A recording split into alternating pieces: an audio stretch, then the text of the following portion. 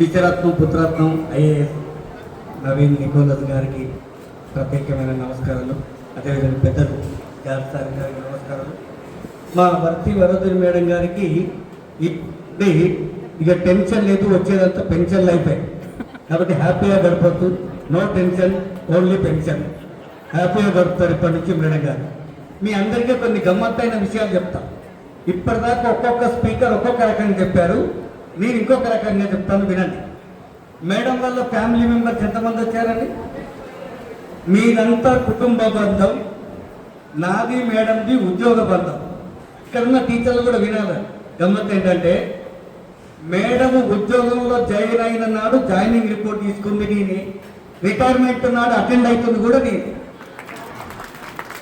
Madam ఉద్యోగంలో 93 దేవరకొండ స్కూల్లో PGT ఇంగ్లీష్గా చేరినాడు. నేను అక్కడ అసిస్టెంట్ టు ద ప్రిన్సిపాల్, ఏటీపీగా జాయినింగ్ రిపోర్టు ప్రిన్సిపాల్ గారికి ఇచ్చినప్పుడు అక్కడ ఉన్నాను. అంటే ఉద్యోగ ప్రారంభపు రోజు ఉన్నాను, ఉద్యోగపు చివరి రోజు ఉంటుందో. నిజంగా నేను అదృష్టవంతుడు, చాలా అదృష్టవంతుడు. ఎంత అదృష్టవంతుడు అంటే అంత అదృష్టవంతుడు. అయితే అక్కడ చేసిన 2 సంవత్సరాలకు మేడం గారు ట్రాన్స్ఫర్ అయ్యారు. సేమ్ ఇట్లానే ఫేర్వెల్ మీటింగ్ పెడితే 3 గంటలు సాగింది. 3 గంటలు ఫేర్వెల్ మీటింగ్. 2 సంవత్సరాలు పనిచేసిన మేడము 3 గంటలు మాట్లాడేంత ఆప్యాయత అక్కడ పొందింది. అందరి గురించి మేడం మాట్లాడాక మా ప్రిన్సిపాల్ అప్పుడు భూమానంద సార్ మేడం ప్రతి ఒక్కరి గురించి TGT Telugu, PGT maths, TGT engineer ఒక్కొక్కరిని చెప్తూ ఆమె మంచిది, ఆయన మంచి, ఆయన ఆమె మంచిది అని చెప్తే భూమానంద సార్ చివరిలో అన్న మాట నాకు ఇప్పటికీ గుర్తు. ఏమన్నాడంటే, ఇంతమందిలో మంచి చూస్తే ఆమె ఎంత మంచిదా, ఇంత మంచి చూసింది కాబట్టి మర్చిపోవద్దని ఎప్పటికీ మంచిది. ఆ మెర్సీలోనే ఉన్నది. ఆ మిత్రుడు ఎవరో వాళ్ళ కుటుంబ సభ్యులు చెప్పారు, మెర్సీ అంటే దయ అని. నిజంగా దయగల వార్తనే. మాకు మెర్సీ అంటే ఎప్పటికీ మాకు దయ గుర్తవుతారు.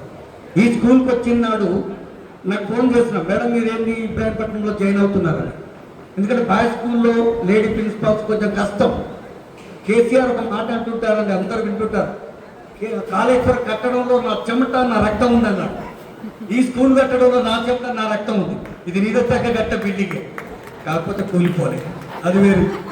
అయితే నేను ఇక్కడ ప్రిన్సిపాల్గా పనిచేసేటప్పుడు 2014-16 3 సంవత్సరాలు చేసి సుమారుగా 2.5 సంవత్సరాలు చేశాను. బాయ్ స్కూల్లో దట్టు ఇబ్రాహీంపట్నం స్కూల్లో చేయడం చాలా కష్టం.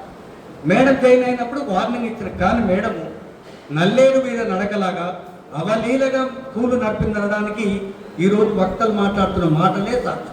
సో మేడం ఫైనల్గా మంచి అడ్మినిస్ట్రేటర్ అనడానికి ఇది ఒక చక్కటి సాధన.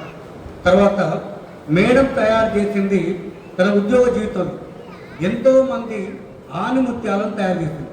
మేడం తయారు చేసిన ఆణిముత్యాలు